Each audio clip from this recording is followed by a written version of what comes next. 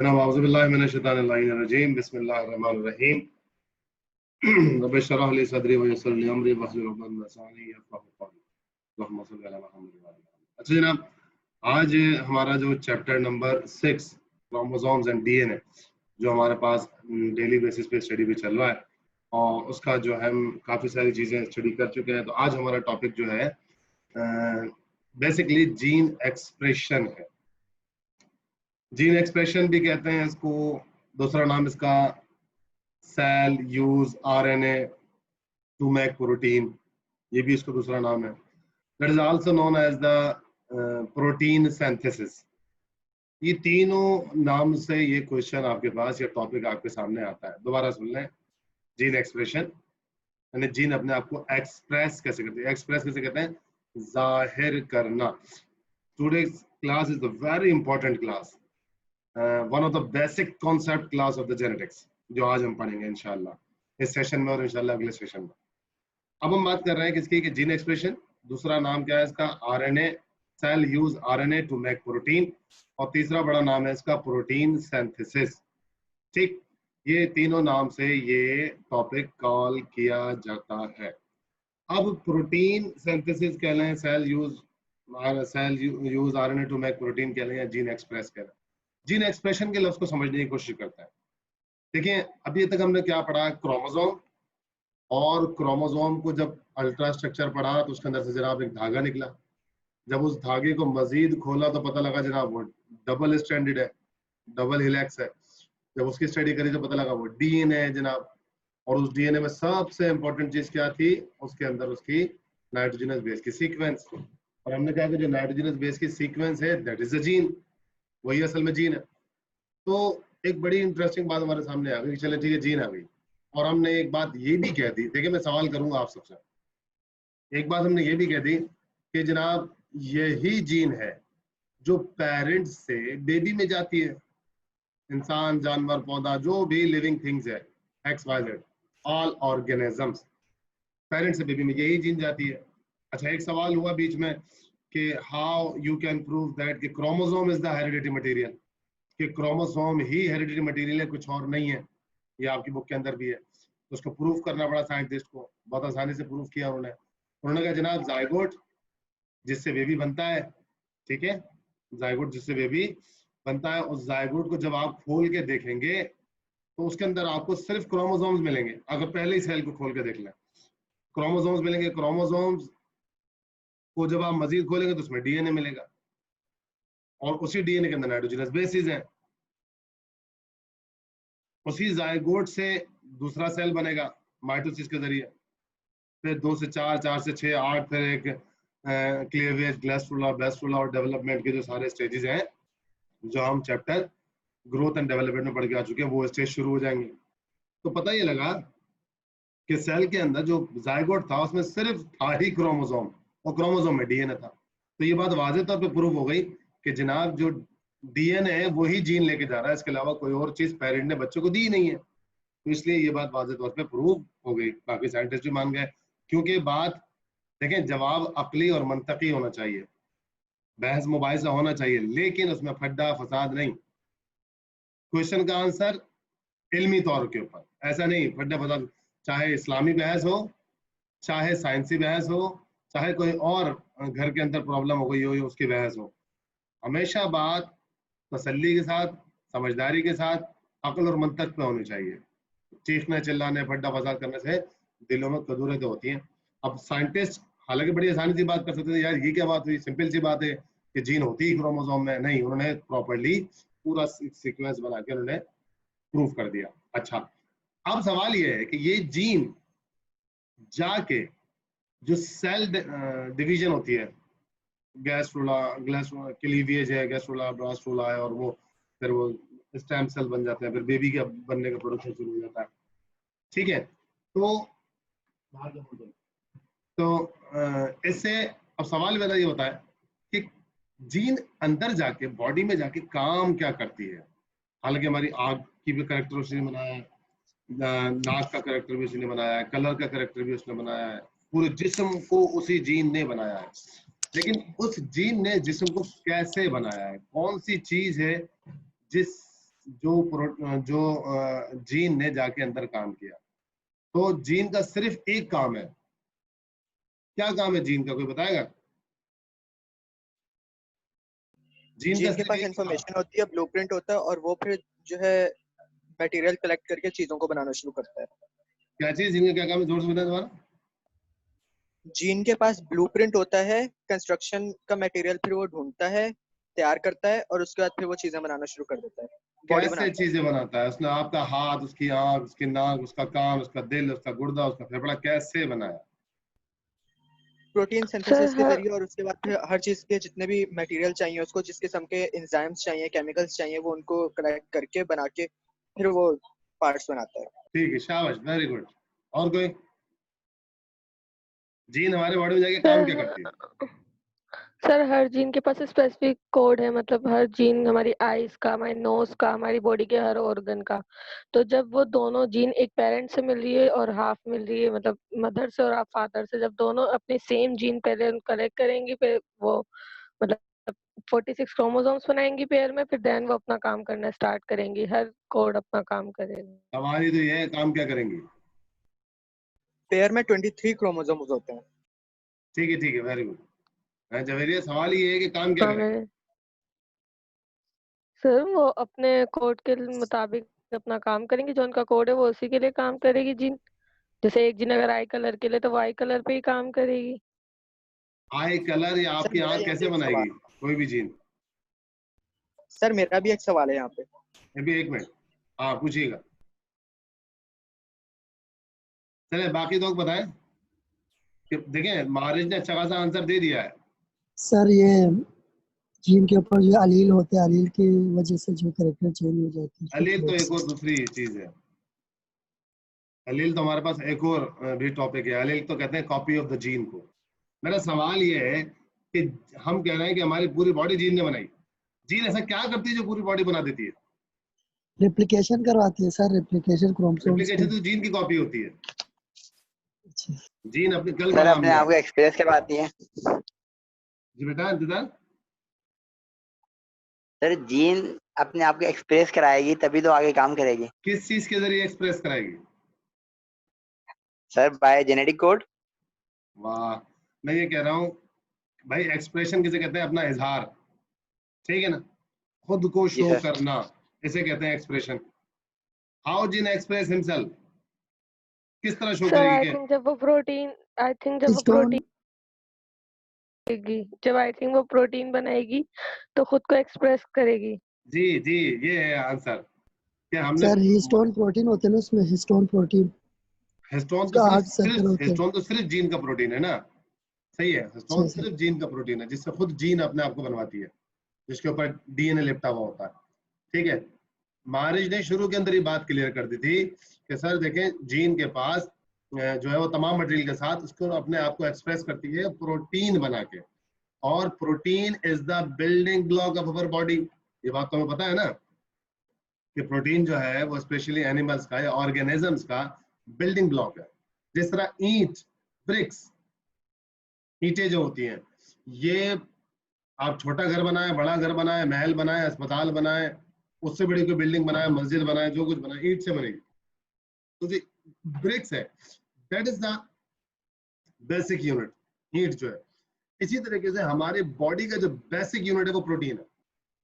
ठीक है, अब सवाल ये आता है कि जनाब बेसिक यूनिट तो हमारा सेल है, जिसको हम कहते हैं कि जनाब the organism are made up of the cell. तो याद सर इसका रखें। जवाब मैं दूं। जी बेटा बताइए। सर ईंटें जो हैं यहाँ पे हमारे सेल की हैसियत रखती हैं, घर की ईंटें हमारी बॉडी के सेल की हैसियत रखती हैं, लेकिन ईंट बनाने के लिए भी तो सीमेंट और बजरी वगैरह, रेत वगैरह चाहिए होती है ना। तो प्रोटीन यहाँ पे सीमेंट और रेत वगैरह का काम करता है। शाबाश, वेरी गुड, बहुत अच्छी मिसाल दी उन्होंने। मैं ऐसे कैसे समझाना चाह रहा था कि सेल भी केमिकल के बने हुए होते हैं। यानी कि अगर हम कहें कि the cell is the basic structural function unit of the life, तो अगर हम सेल को भी मजीद खोलें तो सेल मजीद टूट सकता है ना। सेल को मजीद आप खोल के देख सकते हैं, तो पता लगा सेल भी जनाब वेरियस केमिकल से मिलकर बना है। और उसका जो सबसे इंपॉर्टेंट केमिकल है वो प्रोटीन खुद इटसेल्फ है, जिसके अंदर जो है अमाइनो एसिड और उसके अंदर अमाइनो ग्रुप और नाइट्रोजनस बेस सारी चीजें मौजूद होती है। ठीक है, तो हमारे तो पता ये लगा कि इंसान या ऑर्गेनिज्म सेल का बना हुआ है और सेल के लिए बुनियादी तौर पे जरूरत उसके लिए प्रोटीन है और बेसिकली जीन ये प्रोटीन बनाती है। और जीन जब ये प्रोटीन बनाती है तो सेल डिवीजन के साथ साथ ये प्रोटीन भी बनते रहते हैं जो उसके अंदर राइबोसोम्स होते हैं। जब वो प्रोटीन बनते रहते हैं तो जब वो प्रोटीन और सेल डिवीजन के साथ सेल बन रहे होते हैं, प्रोटीन बन रहे होते हैं, तब सेल, अब आप आ जाइए जनाब, एक मैंने टॉपिक पढ़ाया था आपको ग्रोथ एंड डेवलपमेंट के अंदर, जरा गौर से समझिएगा बात को। ग्रोथ एंड डेवलपमेंट में आपको एक टॉपिक समझाया था कि फॉर्मेशन सेल की 4 फेजेस थे ना, फॉर्मेशन सेल का बनना, एलोंगेशन सेल के साइज का बड़ा होना, ग्रोथ करना यानी कि, और फिर मैच्योरेशन, फिर सेल का मैच्योर हो जाना, फिर डिफरेंशिएशन, शाबाश, डिफरेंशिएशन, यानी कि जब तक 3 स्टेजेस बनेंगे सेल बनेगा, ठीक, सेल अपने आप को बड़ा करेगा, एलोंगेट करेगा, दूसरा, तीसरा सेल अपने आप को मैच्योर कर लेगा। मैच्योर के बाद उस पर जिम्मेदारी पड़ेगी कि अब वो बना किस लिए है, उसने काम वो करना है। तो जब तक मदर बॉडी के अंदर प्लांट्स हो, एनिमल हो, जानवर हो, इंसान हो, सब, जब तक सेल का गोश्त का पूरा लोथड़ा नहीं बन जाता, काफी सारे टिश्यूज के जरिए टिश्यू बन जाता है, बहुत बड़ा मास ऑफ द सेल्स बन जाता है, उसे कहते हैं हम, जब हम उसको कहते हैं कि मास ऑफ द सेल, ठीक है ना। तो जब हम क्लीवेज स्टेज, जब वो डिप्लोब्लास्टिक हो या ट्रिप्लोब्लास्टिक एनिमल हो, तब वो अपनी बॉडी के पार्ट्स, ट्रिप्लोब्लास्टिक जो आउटर लेयर है उसके अंदर और जो इंटरनल मेम्ब्रेन है उसके अंदर से इंटरनल ऑर्गन बनते हैं बॉडी के, दिल, गुर्दा, फेफड़ा, आंतें, सारी चीजें, और जो बाहर वाली मेम्ब्रेन है उससे, जो ट्रिप्लोब्लास्टिक की सबसे, उससे हमारे बॉडी के पार्ट्स बनते हैं, जैसे कि कान, आंख, नाक और स्किन और मुंह और हाथ, पांव और जिस्म के तमाम आज़ा बनते हैं। तो ये सारा काम डेवलपमेंट के अंदर हो रहा होता है, डेवलपमेंट में ग्रोथ पढ़ के आ चुके हैं, ठीक है ना। अब ये कह रहा है कि जो ये सेल बना है, ये सेल डिवीजन करेगा और इसके अंदर प्रोटीन सिंथेसिस मुस्तकिल चल रही होगी और प्रोटीन भी बन रहे होंगे, सेल भी बन रहे होंगे। जब सेल बन चुके होंगे अच्छे खासे पूरी, अब बॉडी के अंदर बॉडी पार्ट्स बनना शुरू होंगे, बॉडी ऑर्गन, हाथ, पांव, आंख, नाक, कान। तो ये सब का सब काम आपके जिस्म में प्रोटीन करवा रहे होते हैं और प्रोटीन को बनने की इंस्ट्रक्शन उसे जीन प्रोवाइड कर रही होती है। और वो जीन कहाँ होती है? वो जीन आपके सेल के न्यूक्लियस के क्रोमेटिन नेटवर्क के अंदर क्रोमोसोम के डीएनए में होती है। नहीं आई समझ में बात? आई नहीं आई? आ गई सर। बाकी सबको काफी हद तक आ गए। काफी हद तक आ गई। दुआ की बिल्कुल भी नहीं आई, साइलेंट बैठी। जी सर आ गई। अच्छा, परियाल की, वेरी गुड। दुआ की नहीं आई? नहीं सर आ गई, थोड़ी आई है। हाँ चले, अच्छी बात है। और बाकी निदा बशीर, निदा बेटा समझ में आई कुछ बात? यस सर थोड़ी आ गई है। हाँ थोड़ी आ गई ना, सर, एक थोड़ी बहुत भी क्वेश्चन आ है। गई है तो इंशाल्लाह आहिस्ता आहिस्ता देखें, अगर आना शुरू हो गई है तो मुस्तकिल पढ़ते रहेंगे तो आना और भी मजीद शुरू हो जाएगी, मजीद स्पीड अप हो जाएगी। लेकिन अगर छोड़ देंगे तो कभी भी समझ में नहीं आएगी, ठीक है। अच्छा अब समझ में आई, अब समझ सर, में एक आ रही क्वेश्चन है। बात, ठीक है बेटा। सर? कैम बंद करें अपने अपने। अच्छा ये बताइए मुझको ओह, कि अब जो जी ये जो हमारा जीन है डीएनए के अंदर है और डीएनए का है हमारे पास न्यूक्लियस के अंदर। तो मैं अब आपको आपकी पहले आपको बुक दिखा देता हूँ क्योंकि बुक के अंदर ये टॉपिक आपका किस तरीके से है, ठीक है। Yes sir.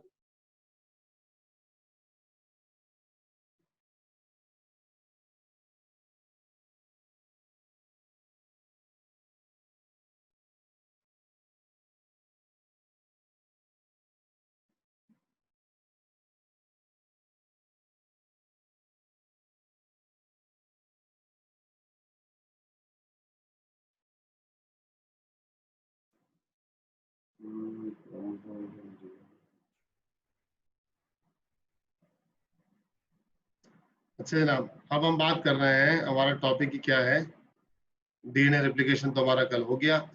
और अब हम क्या देख रहे हैं,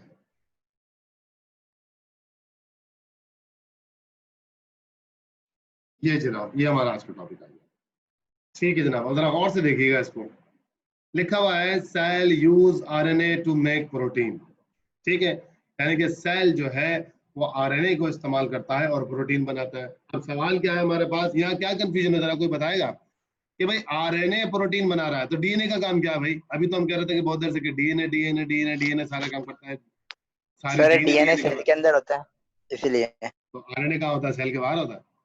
सर डीएनए न्यूक्लियस के अंदर ही रहता है, न्यूक्लियस से बाहर नहीं जाता, न्यूक्लियस तो के न्यूक्लियस अंदर से होता बाहर है, जाने वेरी वाला गुड, काम आरएनए करता है।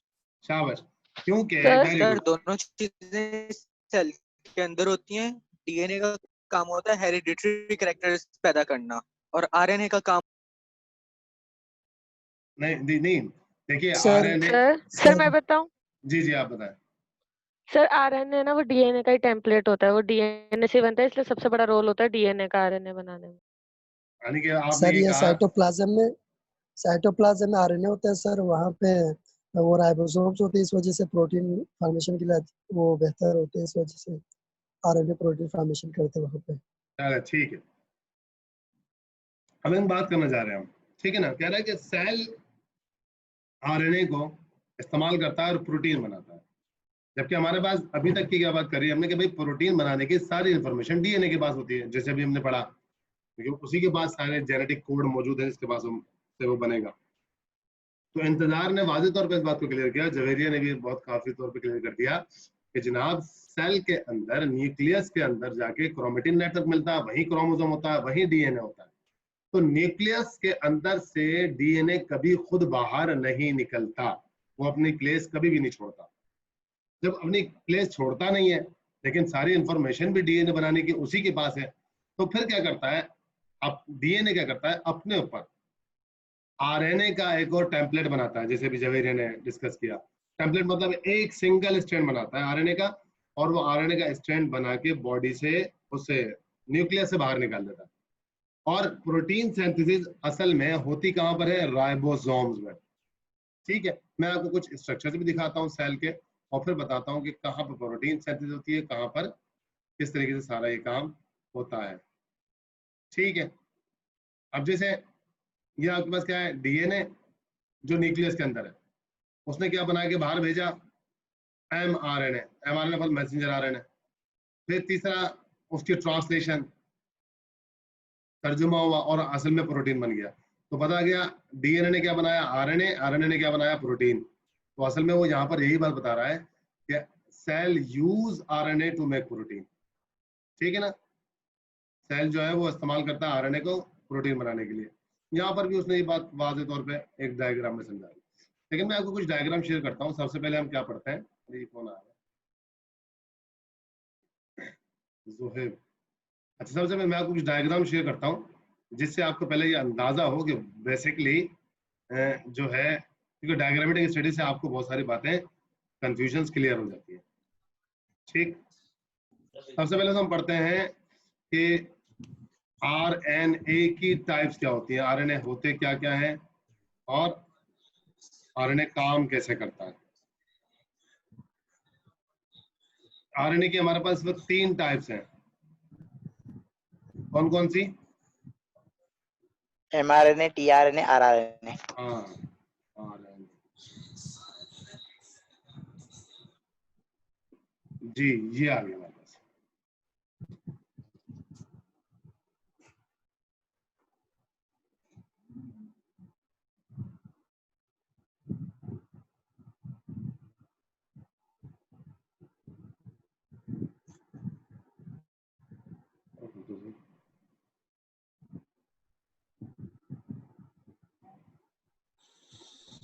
ये डायग्राम आपको शो हो रही है टाइप्स ऑफ आरएनए की? और सर अभी नहीं हो रही। अभी नहीं हो रही, अभी करवा रहा हूं। चले आप बताइए। No sir. यस सर, अब अब हो हो रही रही है है। सर। यस ठीक है, सर। तो ना फर्स्ट पहली चीज हम पढ़ते हैं, क्योंकि सेल वो की कह रही है कि cell use RNA to make protein. तो सबसे पहले हम आरएनए की टाइप्स पढ़ लेते हैं। पहली आरएनए की टाइप क्या है? मैसेंजर आरएनए, जिसको हम also known as the mRNA, small से एम लिखते हैं और आरएनए कैपिटल लिखते हैं। RNA stand for the ribose nucleic acid. अभी हम आरएनए और डीएनए का डिफरेंस भी देख लेते हैं, ठीक है ना। क्या कह रहा है? सबसे पहला काम क्या है इसका? Copy of the gene. पहला काम क्या करेगा कि डीएनए और जीन कहाँ पड़ी है, सिर्फ डीएनए के पास। तो क्या कह रहा है, डीएनए से जीन की कॉपी करके लाएगा, ओके। और जीन की कॉपी जो होगी बेसिकली एक मैसेज होगा जो डीएनए का मैसेज होगा, ओके। इसलिए इसको मैसेंजर आरएनए कहते हैं, क्योंकि ये डीएनए से मैसेज लाता है, राइबोसोम के पास लेके आता है, क्योंकि राइबोसोम के अंदर जो है वो राइबोसोम में प्रोटीन बनना होता है, और राइबोसोम कहाँ रखा होता है, न्यूक्लियस से बाहर प्रोटोप्लाज्म में होता है। और डीएनए खुद न्यूक्लियस से बाहर नहीं आता, इसलिए जब वो उससे बाहर नहीं आता तो इसलिए वो अपना मैसेंजर बना के भेजता है, और वो मैसेंजर कौन सा होता है, एमआरएनए के नाम से होता है। ठीक हो गई बात। तो क्या कह रहा है कि mRNA copy of the gene made in the nucleus, nucleus में बनता है, जाहिर सी बात है क्योंकि डीएनए में ही बैठा होता है, and move out of the ribosome, nucleus से बाहर निकलता है और जाता किसके पास है, राइबोसोम के पास, ठीक है। और holds codes for the amino acid, और इस एमआरएनए पे मैसेज क्या होता है, दे हैव सम कोड्स, किसके लिए कोड्स रखता है वो, अमीनो एसिड के कोड रखता है, और अमीनो एसिड अल्टीमेटली क्या बनाते हैं, टू मेक प्रोटीन, ठीक है। एमआरएनए मतलब मैसेंजर आरएनए, ये एमआरएनए मैसेज लेके आता है डीएनए से। देखिए मैं आपको तस्वीर में बड़ा कर दिखाऊं ये बात क्या समझाना क्या चाह रहा है आपको। देखें ये डायग्राम है ना आपके सामने, देखें ये जो पर्पल आपको नजर आ रहा है दैट इज न्यूक्लियस, ठीक है। ये पर्पल सा जो बेटा, सबको तस्वीर और पिक्चर आवाज सब आ रही है? यस सर, नजर आ रही है। अच्छा यस सर। ठीक है, ये जो आपको पर्पल सा नजर आ रहा है दैट इज न्यूक्लियस, ओके। और इस न्यूक्लियस के अंदर ये देखिए जो नजर आ रहा है डार्क पर्पल सा, ये डीएनए, ओके। इस डीएनए के अंदर देखें ये क्या बन रहा है, देखें ये एमआरएनए लिखा है हल्का सा, ठीक है। बना किसके ऊपर, डीएनए के ऊपर ही बना, ठीक, अंदर ही बना। और ये लिखा, देखें ये लिखा हुआ डीएनए, ठीक है। इस डीएनए के ऊपर एक नया स्ट्रैंड बना सिंगल एमआरएनए का, और वो एमआरएनए देखें वो क्या कर रहा है, उससे न्यूक्लियस से बाहर निकाल दिया, और किस कलर में, ब्लू वाला, ये जो ब्लू सा निकला, ये बाहर निकलने के बाद सीधा किसके पास गया, ये रहा आपके पास राइबोसोम, ठीक है, ये राइबोसोम आ गया। और देखिए ये जो ब्लू वाला आ रहा है इसके ऊपर देखें, आप खुद देखें, ये you see ji A you लिखा हुआ ना सारा, तो इसका मतलब इसके पास नाइट्रोजीनस बेसिस के तीन के सेट के कोड बने हुए, ओके। अभी तक हमने ये पढ़ा चलो कि मैसेंजर आरएनए जो है मैसेज लेके आता है डीएनए से कोड्स की फॉर्म में, और राइबोसोम के पास लेके जाता है, और वहां पर उसको, और वो कोड अमीनो एसिड के कोड होते हैं, और वो उसको प्रोटीन बना देता है। अब what is the code, what is the genetic code, that will be our next topic gene expression के बाद। जीन एक्सप्रेशन बहुत बड़ा और बहुत इंपॉर्टेंट और बहुत बेसिक टॉपिक है, ठीक है जनाब, थोड़ा सा लेंथी भी चल सकता है। दूसरा जनाब राइबोसोमल आरएनए, जिसको हम स्मॉल आर से शो करते हैं, आरएनए। राइबोसोमल आरएनए क्या करता है, हेल्प फॉर्म द राइबोसोम्स, ये राइबोसोम्स बनाने में हेल्प करता है। जैसे ये रेड वाला रखा है ना मोटा सा, एक तो राइबोसोम बनाता है, दूसरा इसका काम क्या होता है कि जैसे ही एमआरएनए राइबोसोम के पास आएगा, फौरन इसको राइबोसोम पर एक साइट प्रोवाइड करेगा, कि पूरे राइबोसोम को इस्तेमाल नहीं करता एमआरएनए प्रोटीन बनाने के लिए, एक साइट, एक कॉर्नर, वो राइबोसोम उस साइट को डिसाइड करता है कि इस कॉर्नर के ऊपर जो है राइबोसोम जो है वो प्रोटीन सिंथेसिस करेगा, ठीक है, अपने जेनेटिक कोड के जरिए, अमीनो एसिड के जरिए। तो राइबोसोम का काम भी समझ में आ गया। नंबर 3 कौन सा है, ट्रांसफर आरएनए, टीआरएनए। ट्रांसफर कहते हैं एक चीज को दूसरी जगह लेके जाने को। तो भाई ये एमआरएनए किस चीज को एक जगह से दूसरी जगह लेके जाता है, सिंपली पढ़ते हैं फिर समझते हैं। ट्रांसफर आरएनए क्या करता है, transfers appropriate amino acid, appropriate मतलब बिल्कुल मुनासिब, जो उसको उसकी नीड है जिस वक्त, वो नीड उसको कैसे पता लगती है वही बताता है। Transfer appropriate amino acid to the ribosome, क्योंकि असल में ये जो एमआरएनए आया है राइबोसोम के पास आया, और जेनेटिक कोड भी इसी एमआरएनए के पास है। अब इस जेनेटिक कोड की बेस के ऊपर इसको अमीनो एसिड फाइंड आउट करने हैं, और वो अमीनो एसिड फाइंड आउट करने के लिए ये टीआरएनए का इस्तेमाल करता है। तो ये कोड किसको दे देता है, टीआरएनए को, और टीआरएनए उसी कोड का प्रोटीन, एप्रोप्रिएट प्रोटीन ढूंढ के लाता है, और ला के राइबोसोम के सिंथेसिस साइज पर अटैच करता है, जहां सिंथेसिस हो रही होती है ना वहीं अटैच करता है ला के। तो अटैच करता है तो प्रोटीन की चेन, अमाइनो एसिड की चेन बनना शुरू हो जाती है। तो क्या कह रहा है कि to ribosome for building the protein. मैं आपको सिंपली यह समझा दूं, दोबारा आ जाइए इस तरह, ठीक है। यहां तक तुम्हारे बात समझ में आ गई थी क्या कि जनाब ये ब्लू वाला आया एमआरएनए, आया किसके पास? राइबोसोम के पास। राइबोसोम में क्या हुई? अच्छा, ये ब्लू वाला अमाइनो, ब्लू वाला जो मैसेंजर आरएनए बन के न्यूक्लियस से राइबोसोम के पास आया, this process is known as the transcription. क्या चीज? ट्रांसक्रिप्शन। यानी कि ट्रांसक्रिप्शन मतलब डीएनए पे एमआरएनए का बनना। This process, the production of the mRNA on the DNA, that is known as the transcription. Transcription के रिजल्ट में क्या बन के आता है? एमआरएनए। एमआरएनए न्यूक्लियस से बाहर निकलता है और किसके पास जाता है? सीधा राइबोसोम के पास। राइबोसोम, उसके पास आरआरएनए होता है, राइबोसोमल आरएनए, जो इसको साइट प्रोवाइड करता है और राइबोसोम भी बनाता है। ठीक है, दोनों का काम हो गया। तीसरे का काम ट्रांसफर आरएनए क्या करता है? अब जो ये कोड है, ये जो आपको नजर आ रहा है ना, हेयर पिन सी बनी हुई नजर आ रही है, पिंक कलर की, दे आर द टीआरएनए। ये क्या है? टीआरएनए। ये टीआरएनए क्या काम करता है? ये देखिए, ये कोड इसके बाद लगा हुआ है AAG या AAC, जो भी बना हुआ है। अब फौरन ये जाएगा और एक अमाइनो एसिड कैच करेगा जो इसके अपोजिट रखता होगा। जैसे A की जगह U आएगा, A की जगह U और C की जगह G। तो इस तरीके से वो उस अमाइनो एसिड को पकड़ेगा और ला के किसके पास छोड़ेगा? देखें, यहाँ लाके इसने छोड़ दिया, ये लाया इसके पास और यहाँ पर लाके तो छोड़ दिया। अब इस तरह सारे अमाइनो एसिड देखें, ये घूम के इसने यहाँ लाके इसके पास छोड़ दिया, फिर ये घूम के यहाँ। इस तरह अमाइनो एसिड की लॉन्ग चेन बनना शुरू हो जाती है। ये देखें, ये जो अमाइनो एसिड की लॉन्ग चेन बन रही है, ये अमाइनो एसिड की लॉन्ग चेन बन रही है, ये प्रोटीन बन रहा है। ठीक है ना? इस तरीके से the long chain of the amino acid, that is not as the protein. अभी तक हमने प्रोटीन सिंथेसिस का प्रोसेस नहीं समझा, लेकिन एक ओवरव्यू ले लिया। अभी तक हमने सिर्फ क्या समझा है कि ये 3 एमआरएनए काम क्या करता है। ओके, ठीक। मैसेंजर आरएनए, राइबोसोमल आरएनए और transfer RNA.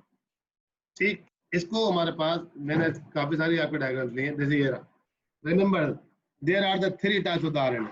MRNA carries the DNA message to the ribosome. देखें, ये लिखा हुआ एमआरएनए आ गया।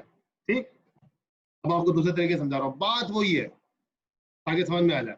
टीआरएनए, ट्रांसफर आरएनए, ट्रांसफर करता है क्या? Transfer the amino acid to the ribosome. अब देखें ये कार क्या कर रही है? जो टीआरएनए है, ये जो अमाइनो एसिड, यानी कि ये जो कार वहां पड़ी हुई है ऑलरेडी, जो बेकार पड़ी हुई है, उसको लेके जा रही है, कैरी करके कहां पर? जहां पर उसका काम, गैरेज में लेके जा रही है, जहां उसका काम है। इस तरह बहुत सारे अमाइनो एसिड बिखरे पड़े हैं, उन अमाइनो एसिड को कौन पकड़ के लेके जाता है? Transfer RNA. कहां पर? ताकि अमाइनो एसिड बना सके। Okay, number 3, ribosomal RNA make up the ribosome protein factory of the cell. ये राइबोसोम बनाता है, ठीक है ना, प्रोटीन फैक्ट्री, यानी वो अटैचमेंट साइट जहां से अमाइनो एसिड जुड़ेंगे और लंबी प्रोटीन की चेन बनना शुरू हो जाएगी। ठीक है जनाब, एक और आसान diagram, difference type of the in cell RNA. क्या? Messenger RNA. ठीक है, मैसेंजर आरएनए के ऊपर बनेगा आरएनए और राइबोसोमल आरएनए और ट्रांसफर आरएनए। ठीक है, ये अब आपको बात समझ में आ रही है कि सीधी कि ये डीएनए से बन के आया, दूसरा राइबोसोमल आरएनए, और तीसरा जो अमाइनो एसिड ट्रांसफर करेगा, that is not the transfer RNA. ठीक है, अब हम देख लेते हैं कि what is the basically difference between the DNA. चलेंगे, डिफरेंस आ गया कि आरएनए में और डीएनए में डिफरेंस क्या है। बेटा डायग्राम शो हो रही है सीधी सीधी? Yes sir. ठीक है, यस सर। अब आपके राइट हैंड साइड पर जो है वो डीएनए है और लेफ्ट हैंड साइड पे क्या है? आरएनए। इनमें वाज़ेह तौर पे कुछ डिफरेंसेस हैं, वो हम देख लेते हैं। पहला तो जो हमें देखने में नजर आ रहे हैं उनको हम देख लेते हैं। क्या नजर आ रहा है कि जो डीएनए है इसके डबल धागा है, डुप्लेक्स है, ठीक है, जबकि आरएनए डुप्लेक्स नहीं है, सिंपल एक सिंगल स्ट्रैंड के ऊपर बना हुआ। पहला difference, DNA is the double stranded, RNA is the single stranded. दूसरा बड़ा डिफरेंस क्या होता है कि DNA is the long chain, long होता है। क्यों? डीएनए बहुत लंबा मॉलिक्यूल होता है, जबकि डीएनए पे बनने वाला आरएनए उसका हाफ साइज का भी नहीं होता। आरएनए का साइज छोटा होता है, डीएनए का साइज काफी लंबा होता है, लॉन्ग होता है, ये शॉर्ट होता है।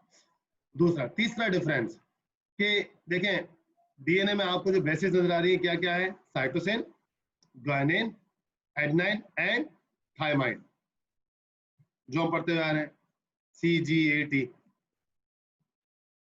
आरएनए में भी साइटोसिन भी है, ग्वानिन भी है और एडेनाइन भी है, लेकिन थायमाइन की जगह क्या है?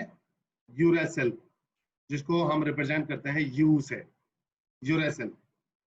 अब जहां जहां यू आएगा इसका मतलब ये है कि वो डीएनए नहीं है, वो आरएनए नहीं है, वो डीएनए नहीं, वो आरएनए है। ठीक हो गई बात? और तीसरा, ये चौथा डिफरेंस क्या है कि हम कहते हैं ना कि राइबोस न्यूक्लिक एसिड या deoxy ribose nucleic acid. Ribose यानी कि आरएनए के पास जो राइबोस शुगर है, ठीक है, यानी sugar containing the ribose group, जबकि डीएनए के पास डीऑक्सी राइबोस न्यूक्लिक एसिड, और इसके पास डीऑक्सी राइबोस न्यूक्लिक एसिड होता है शुगर डीएनए के पास। तो बेसिकली ये 3 या 4 डिफरेंस है। मैं आपको इसको रिटन में भी दे देता हूँ, यानी कि मैं उसके अंदर आवाज लिखे हुए भी है।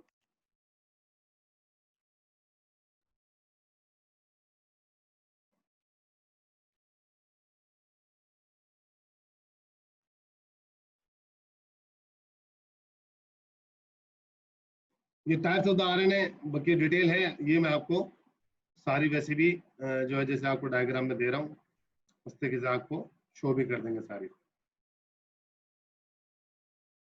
अच्छा, ये इसलिए आ रहा है।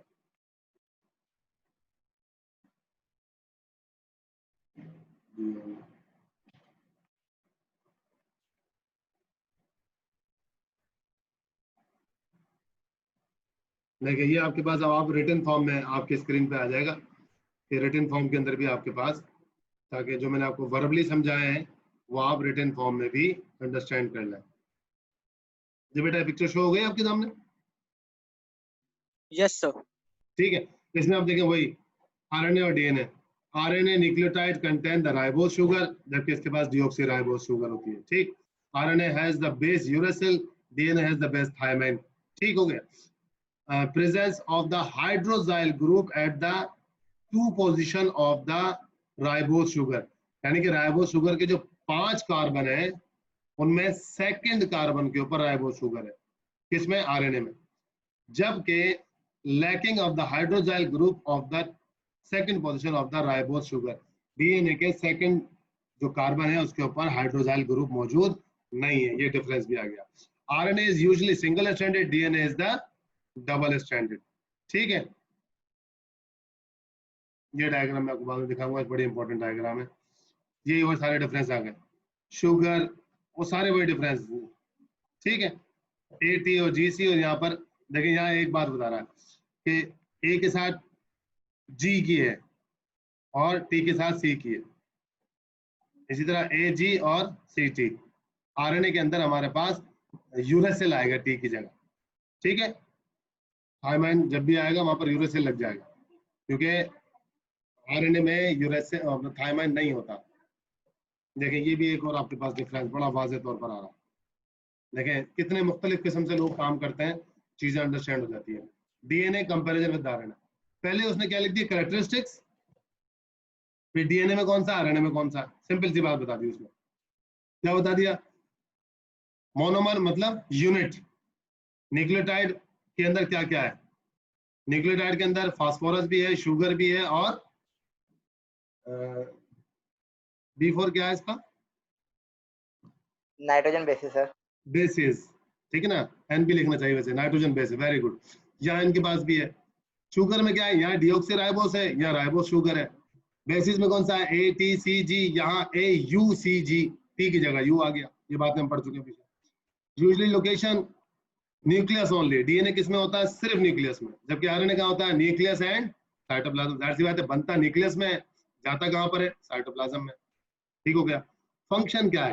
Carries transfer genetic information. DNA क्या करता है? सिर्फ जेनेटिक इंफॉर्मेशन प्रोवाइड करता है, जबकि carries transfer the genetic material, mRNA पहले तो जेनेटिक मटेरियल लेके जाता है डीएनए से और बाद में उससे क्या करता है, प्रोटीन सिंथेसिस करता है, जबकि डीएनए प्रोटीन सिंथेसिस नहीं करता। ओके, स्ट्रक्चर ये डबल स्टैंडर्ड है और ये RNA is the single standard. देखिए कितना अच्छा और वाज़ेह और बेहतरीन डिफरेंशिएशन। अगर आपको ये बात समझ में आ गई है तो आप खुद ही लिख सकते हैं, आपको किसी नोट से, किसी 5 ईयर से, किसी सोल्ड अनसोल्ड पेपर से, किताब से रट्टा लगाने की जरूरत नहीं है। आप सिर्फ पिक्चर देखकर, पिक्चर को दिमाग में रख के इजीली इन तमाम चीजों को लिख सकते हैं, वरना बड़ा मुश्किल हो जाता है कि what is the difference between the RNA and DNA. समझ में आई बात बेटा? Yes sir. बेटा सबके समझ में आ रही है? अभी तक हमने यस सर। Yes sir. शाबाश शाबाश।